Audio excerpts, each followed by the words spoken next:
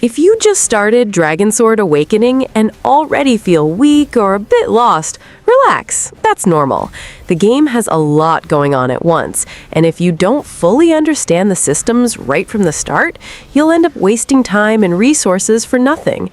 If you are starting now or feel like your team is too weak, this video is for you. I'm Mary, and let's get into it. The biggest damage spike doesn't come from controlling a single hero until the end of a combo. It comes from understanding that your team functions as a 3-character rotation, almost like a single combat machine. When a skill starts a long animation, I'm already thinking about the next hero, because the previous character keeps attacking while you take control of another. This overlap maintains pressure and greatly accelerates the application of status effects. The secret is swapping at the right moment, especially when the tag or signal prompt appears. This swap isn't just for dealing extra damage, it can also generate a brief invincibility window and trigger important effects depending on the team composition. It took me a while to stop seeing the swap as just a simple character change. In practice, it's an offensive and defensive tool at the same time. It's also worth organizing heroes with the sequence of effects in mind, not just each one's individual damage. One character can apply a condition, the second can prolong it or set up the enemy, and the third exploits the opening to cause the highest possible impact. But there is an order I consider essential. First, break the white super armor bar. Only then should you commit your best strikes and start the aerial combos, because the airborne state leaves the enemy vulnerable to much longer sequences. So in your next tough fight, try playing with rhythm. Long skill, swap, new effect, another swap, and when the white bar drops, aerial combo. At first, it might seem like you're abandoning the character before finishing the job, but it's exactly the opposite. You are making the 3 heroes work together. To me, that is the difference between simply pressing powerful skills and truly mastering the combat system of DragonSword Awakening.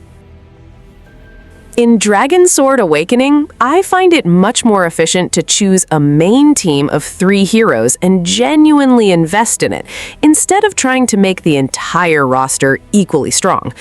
Early on, it's tempting to upgrade every new character that drops, but this usually spreads your materials too thin and prevents any of them from reaching their true potential.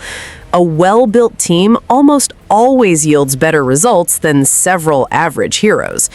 In my opinion, the most important thing is choosing characters that cover different status ailments. A good rotation can combine break or stun to interrupt the enemy, freeze to control the fight, and airborne or bleed to maintain damage output during openings. I wouldn't pick all 3 based solely on the highest individual damage numbers. What really matters is how their skills connect during battle. After locking in the group, concentrate practically everything on your main carry. Prioritize the level, breakthrough, skills, and karma of this hero before starting to distribute resources among the other 2. A well-developed carry can shoulder a large part of the progression, whereas investing lightly into 3 characters at the same time generally leaves your team without a true strong point. Next, strengthen the partner responsible for the signal, because they need to come in at the right time to apply effects, create openings, and keep the rotation running. Only after that would I seriously invest in the 3rd slot, treating this character as a support piece or an option to complete the status chain. This order prevents waste and makes your team stronger faster, especially when resources start getting scarce. To get strong quickly, I follow a very specific order and avoid upgrading everything at once. First, use combat texts to push your main hero to the current level cap. It sounds simple, but this is the most direct path to increase your base stats and make the character deal more damage right from the start. When the level gets capped, don't hoard resources waiting for more levels to unlock automatically. Invest in breakthrough. Each advancement removes a level cap, and this progression can take the hero up to level 80.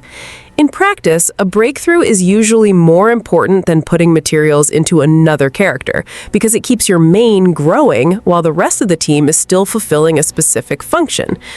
After that, focus your records of battle on the most important skills, primarily obtained from hunts. Then, work on karma, prioritizing the exclusive karma and the ascensions that require duplicates, but only for the heroes that are actually part of your core team. I prefer having one very well-developed character with damage, skills, and effects working together over 3 heroes with scattered upgrades and no clear identity. Lastly, leave Awakening for the mid-game, when fragments of Sacred Light start dropping more frequently. The mistake I would avoid is spending Stigma Awakened stones as soon as they appear, because these materials can become a bottleneck when you really need them. My rule is simple: level, breakthrough, skills, karma, and only then Awakening. This sequence makes every resource go further and significantly speeds up the evolution of your main core. The game was designed to reward the 3+2 set rule, and it makes no sense to force 5 matching pieces because the set bonuses lock at the 3 and 2-piece thresholds. In other words, by equipping 3 pieces of one set plus 2 of another, you activate 2 useful bonuses at the same time, while the 5th piece of the same set gives you no extra benefits. In the beginning, the ideal approach is to use whatever drops and immediately aim to build this functional 3+2 on your main DPS, choosing the 3-piece set based on the effect that matters most for their role, element or damage condition, and the 2-piece to reinforce a secondary trait, like extra critical, survivability, or team synergy. This already grants a much larger power spike than insisting on a full set, and it's exactly what launch guides recommend. Set A as the hero's core and set B as support. The forging and stats aspect is where the tip becomes even more valuable. Focusing on critical chance, elemental damage, and the correct main stats is what makes your damage truly scale, since many builds rely on crits and conditions like burn, poison, etc. to activate set and karma bonuses. Because of this, when reforging, using lock only on what actually matters, crit, ailment, key stats, prevents you from wasting rare resources on game-irrelevant substats and concentrates the investment where it generates DPS and consistency. This 3+2 rule is perfect.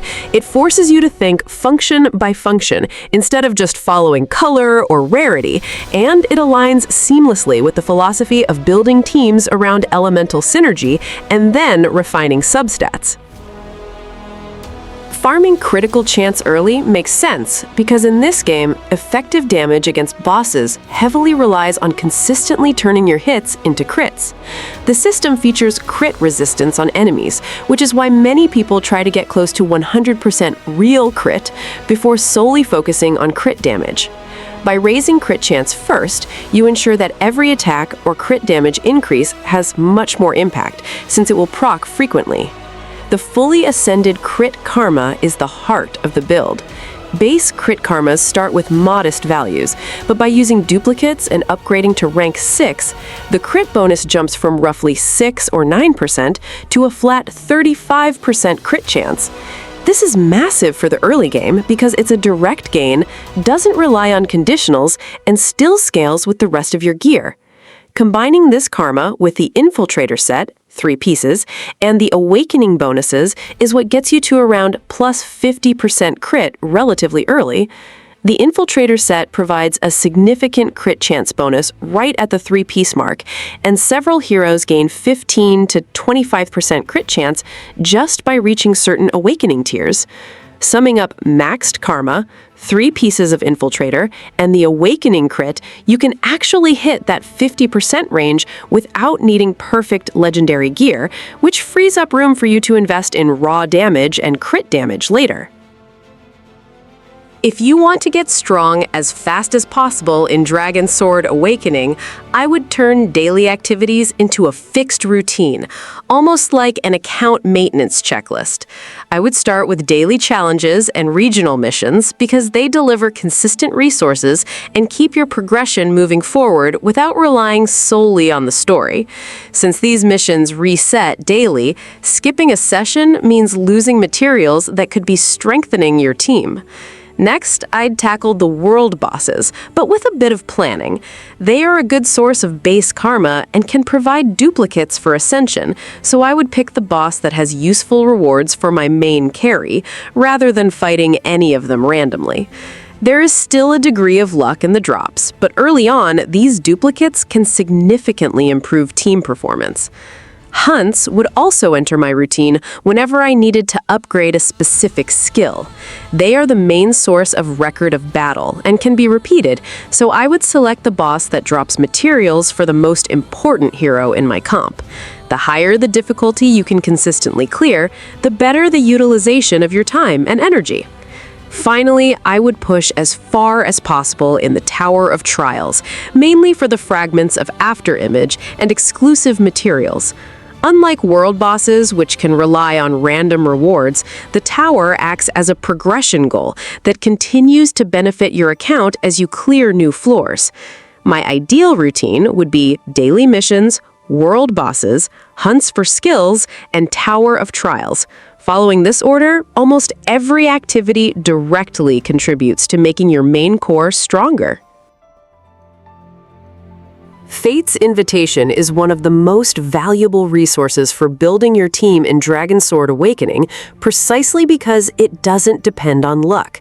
Instead of accepting whatever character pops up, you can choose an eligible hero directly in the exchange. Therefore, I would treat every invitation as a long-term decision, not as a reward to spend immediately. The mistake I would avoid is automatically picking the most famous character from the tier list. An excellent standalone hero might not fit into your current composition, while another, considered less powerful, could perfectly complete the team's rotation. Since combat revolves around applying a condition, triggering the compatible signal skill, and continuing the sequence with the third hero, synergy ends up being more important than individual rankings. I would first analyze what my group is lacking. If I already have someone applying break or stun, I'd look for a character who can capitalize on that opening with freeze, airborne, or bleed, creating a more consistent status ailment chain. For example, a team can use Renia to launch the enemy into the air, while another hero extends the combo or converts that opening into damage. The key is that each character has a clear role within the sequence. Before spending the invitation, open the available list and imagine the full fight, from the first effect to the final signal. Ask who initiates, who responds, and who finishes.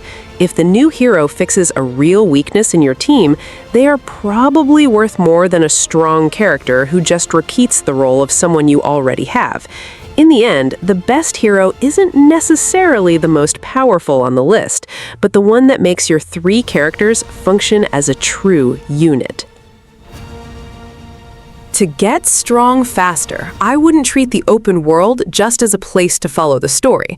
As soon as I reached a new region, I would unlock the waypoints, run a route through the nearby areas, gather ore, and dismantle any useless equipment. This habit seems small, but it ensures constant forging materials and prevents you from having to stop everything later to farm basic resources. It's also worth exploring dungeons, caves, and hidden areas before leaving a region. Often, the best forging materials and chests aren't exactly on the main path, but beneath towers, behind discreet entrances, or in places that only become visible when you change your altitude. I usually mark what is locked or above my level and come back later instead of wasting time brute forcing a place I can't fully clear yet. Mounts also deserve more attention than they usually get. Each one can offer useful passive skills, and unlocking a second variation of a given mount can cause that extra skill to be shared with the other mounts in your stable. For this reason, I wouldn't just invest in the fastest or best-looking mount. Even one that seems weak can improve the mobility, resistance, or efficiency of the entire account. My preferred way to explore is setting up circuits. Grab a nearby quest, mine along the way, open chests, dismantle gear that isn't useful, and end at a dungeon or fast travel point. This way, every movement yields something, and you aren't just crossing the map aimlessly. Ultimately, exploring well isn't just about clearing the map. It's about turning every route into experience, forging materials, mount upgrades, and actual power for your team.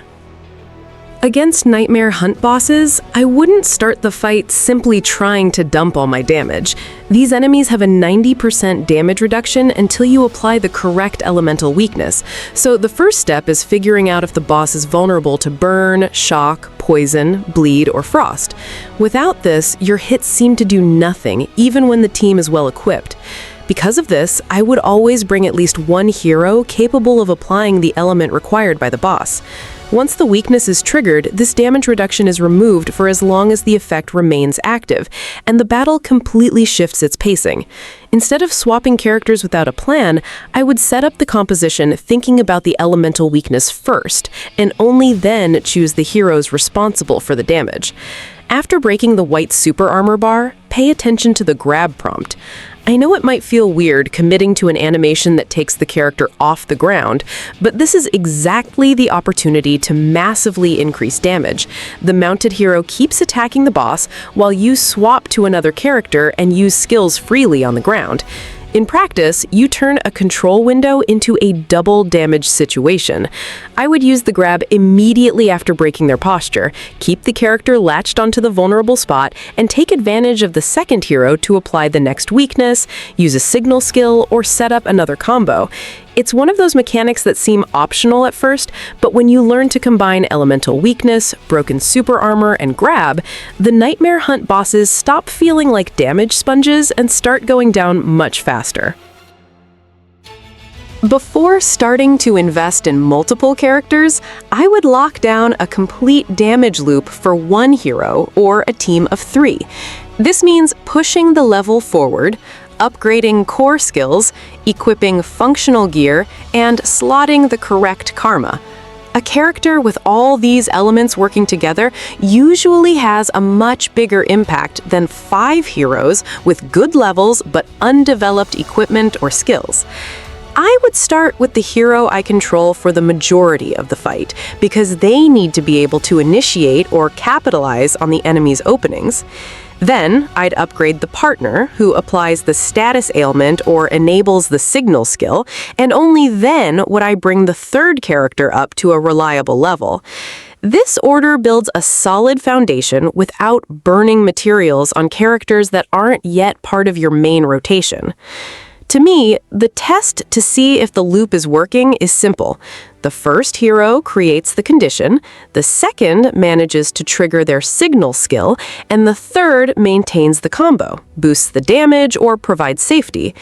If you still have to wait too long between skills, or if the status isn't being applied consistently, you probably still need to tweak the rotation before looking for another character. Once this core is complete, then it's worth expanding to new teams, specific bosses, or characters with different roles. I would avoid swapping heroes just because they look stronger on the tier list, as that would also require new levels, skills, gear, and karma. In the end, a well-built team with a solid signal skill rotation and a loop that repeats without interruption is worth much more than a roster full of half-finished characters. And all alone